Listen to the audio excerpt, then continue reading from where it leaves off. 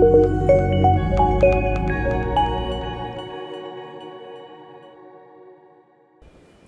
afternoon to one and all. I am representing Startup India DPIIT here. I'm sure all of you are wondering how does this have any significance to the drone conference that we are all here for. But I would like to tell all of you that Startup India is an initiative which is sector agnostic, which means that we'd want to encourage drone startups, especially from Maharashtra, across India to leverage the schemes and benefits that we have for startups in the country. Our benefits range from recognition to tax benefits and procurement opportunities. And we are actively supporting the drone sector and believe that it's a priority industry for India's growth. I would now want to take you through what the initiative is, what we have built as part of our action plan over the past 10 years. So starting with what the vision of our Honorable Prime Minister Narendra Modi was when he set up this initiative was that he wanted to see the country as not merely a place for job seekers, but also a country of job creators, which is why an action plan was set up across 3 major pillars. The first pillar was simplification and handholding. The second pillar was funding support and incentives, and the third one was industry-academia partnerships and incubation. Now, simplification and handholding means that startup as a term was very new in the country in 2016, which is almost about 10 years ago. So at that time, companies which were incorporated under the MCA or registered partnerships or just entrepreneurs wanting to build something but not knowing how to put a structure to that. So at that time, the team came together to build a Startup India Hub portal, which is a one-stop shop for everything related to startups. Our idea was to provide an ecosystem at one place. So our portal has a list of incubators, startups across sectors. We've now reached about 2 lakh startups in the country, while the drone startups recognized with us are only about 900, which is why it becomes more important for us to come here and talk about this. And drone startups should understand the kind of benefits that they'd have once they get registered with us. So I will just quickly take you through the process. I will also speak in detail about the funding support that we provide to the startups and the kind of incentives that we have. This is just an overview of how well the initiative has been doing. We've almost reached 1.80 lakh recognized startups. Now, when I talk about recognition, what does that mean? There is a definition prescribed for startups in the country, which is written as part of the GSR Gazette notification, where we have specified the eligibility criteria to get recognized as startup in the country. Now, why does this become important? Recognition is the first step for you to get any benefit under the scheme. Now, of course, we're the 3rd largest startup ecosystem in the world now, and I'm very happy to announce that 52% of our startups come from the Tier 2, Tier 3 cities.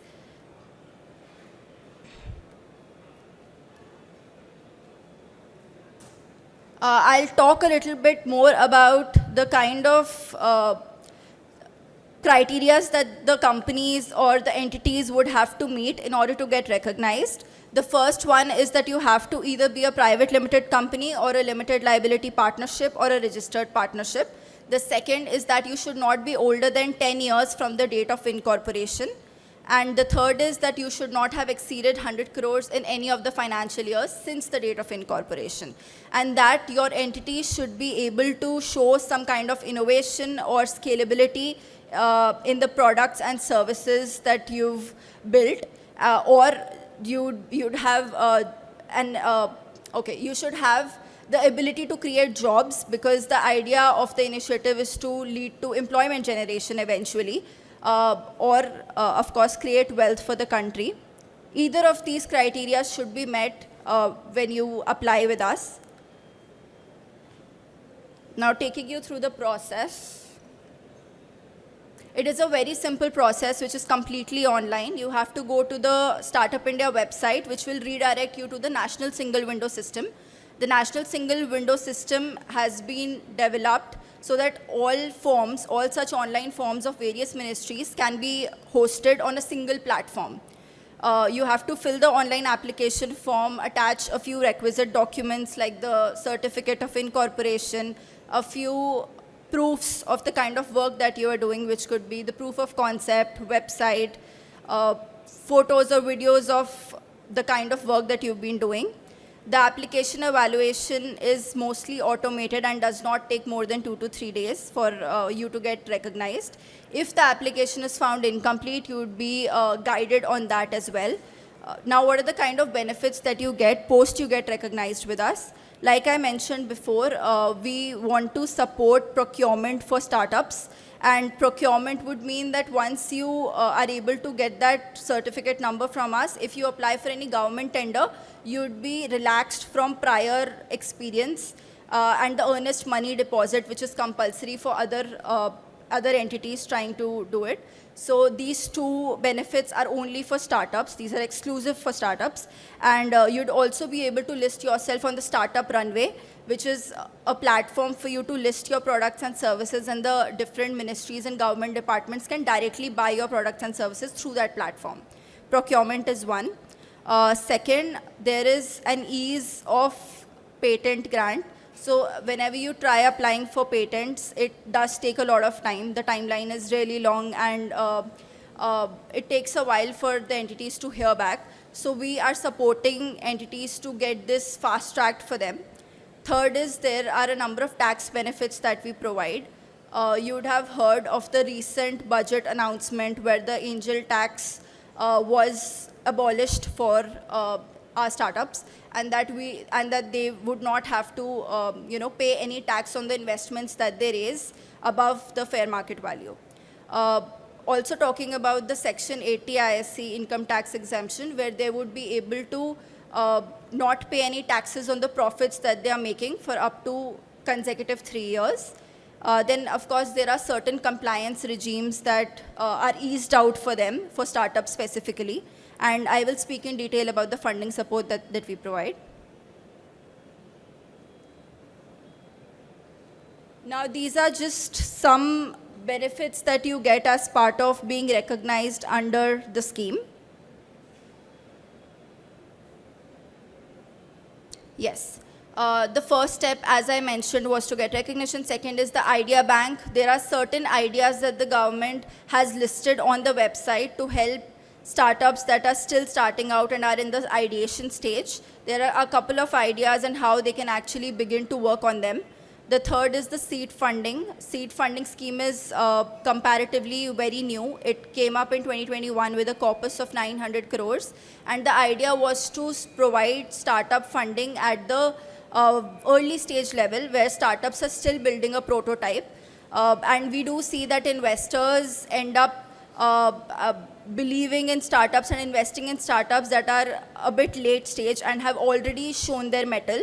So to avoid the kind of issues or bottlenecks that early stage startups were facing in the VC ecosystem, we decided to come up with a seed scheme.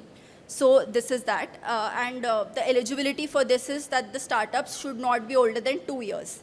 That is the kind of early stage startups that we are trying to support through this scheme. Hand-holding support, as I mentioned. If you need any support through any of these schemes, there's a dedicated team that is working towards helping all of the startups to get these benefits. Then there are learning and development programs hosted on the Startup India website. We have a chain of incubators across the country who are working in tandem with us to get this executed. These incubators are also selected for the Startup India Seed Fund scheme, as the disbursement does not happen through the department directly. We select a set of incubators that in turn end up selecting startups to disburse these funds. We have a total of 400 incubators that we have selected under the scheme till now. Masterclasses, we also keep organizing masterclasses with mentors, which could be sectoral or theme-based, and we'd also do this on a need basis. Quarterly, or there are certain events that keep happening around the year, and these masterclasses are available to startups for access. A couple of pro bono services are being provided by our corporate partners, And we're also in touch with a few other firms who are able to provide services to startups free of cost. This could be legal services, incorporation services, etc.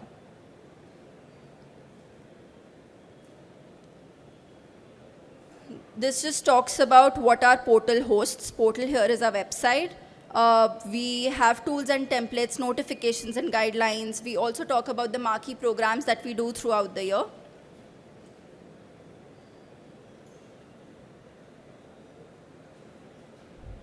So the idea of Bhaskar, which is the Bharat Startup Knowledge Ecosystem Registry, was to create a digital platform so that we could connect all the stakeholders on a common platform. The idea was to ensure that people are able to network seamlessly. At this point, the startups and the other stakeholders used to go to different websites and just keep waiting for networking events to interact with each other. So we wanted to build an AI-based platform so we could bring everyone under one umbrella, which is what we tried to do through Bhaskar. We tried to create a personalized identifier for each ecosystem member in the startup community and increased the information flow.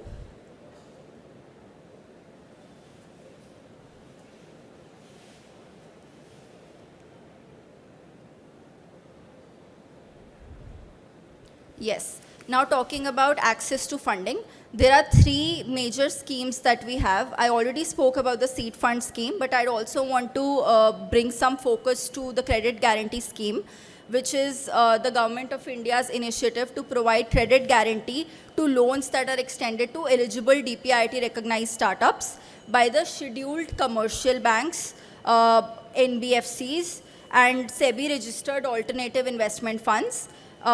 What we are trying to do through this is to facilitate collateral-free loans that are given to startups. And in case the startup defaults, we encourage that the financing of these startups happen, and it is provided through the National Credit Guarantee Trust company, and it offers a coverage of 20 crores per startup, of course.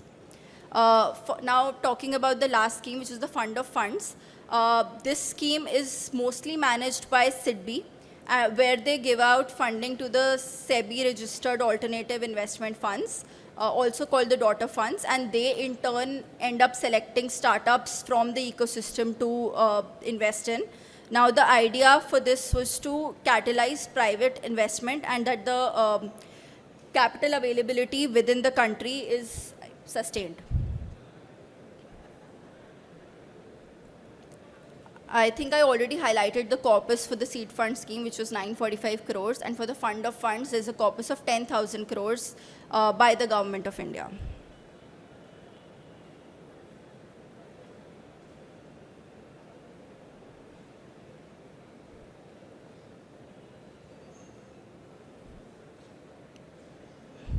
Now talking about the numbers a bit, through the seed fund scheme, we've been able to provide benefit to close to 4,000 startups. And these are all early stage startups who could also be in the ideation stage. They've been able to get funding from the incubators. And this funding could be in the form of a grant or in the form of debt. 20 lakhs grant and 50 lakhs in the form of debt.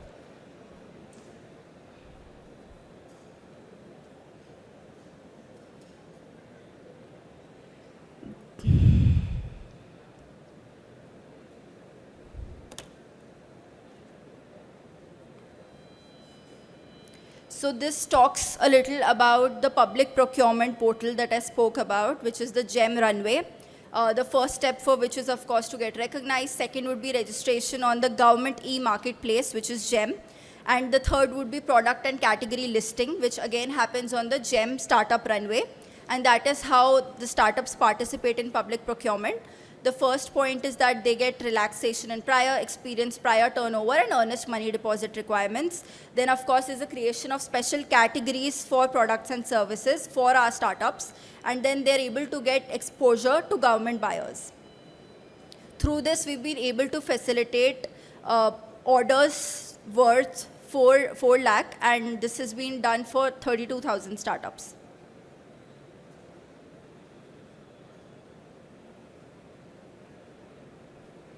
So a lot of ministries also work with us to get solutions to certain pressing problems that they've been facing.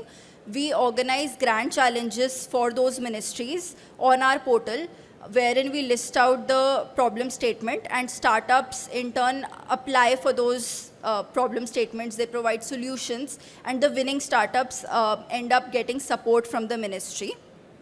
This support could range from a grant or a pilot order.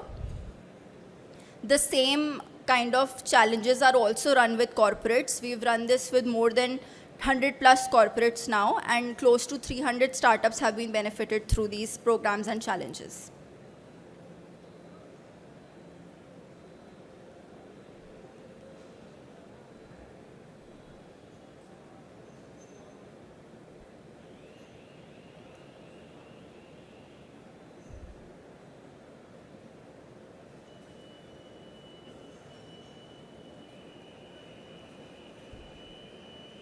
We also provide access to international market to our startups, where the idea is to choose the best bunch of startups and to create an Indian delegation and take them across the border, so that they're also able to tap on international collaborations and investors on the other side of the ecosystem.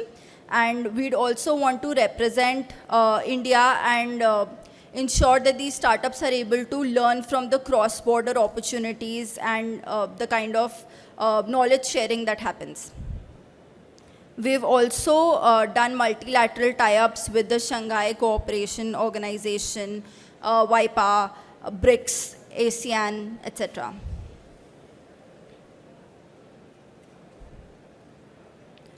Two of our marquee programs is what I'd like to highlight: the National Startup Awards, which happen on an annual basis, where we provide awards to startups that have been doing brilliant in their respective categories. In the last edition, there were about 21 categories, and we provided prizes up to 2.1 crores to 21 different startups. State startup ranking, where we would want to ensure that the states also come in play with our idea of working towards the startup ecosystem. There are different states that have their own policies. Almost all states in the country now have a state startup policy. What we're trying to do with the startup ranking framework is that we provide scores to the states on the kind of work that they're doing.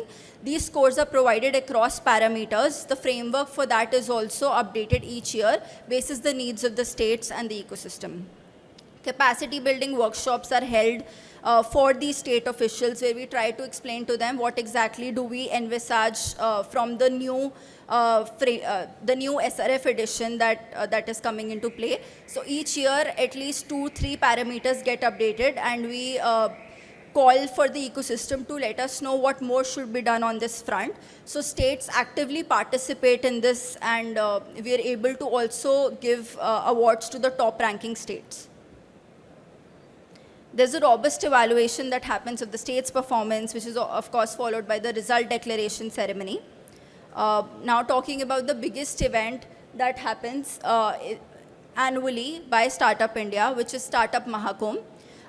2 editions of this event have happened, and the most recent one was in April, which was led by FICCI, ASSOCHAM, NASSCOM, TIE, and other industry partners. This was supported by DPIIT, which is the nodal department for Startup India, GEM, SIDBI, and ECGC. The showcase was graced by Honorable Minister Shri Piyush Goyal ji, and the theme was Startup Vision for 2047. The conference featured more than 750 speakers. We had more than 200 curated sessions and about 16,000 B2B meetings.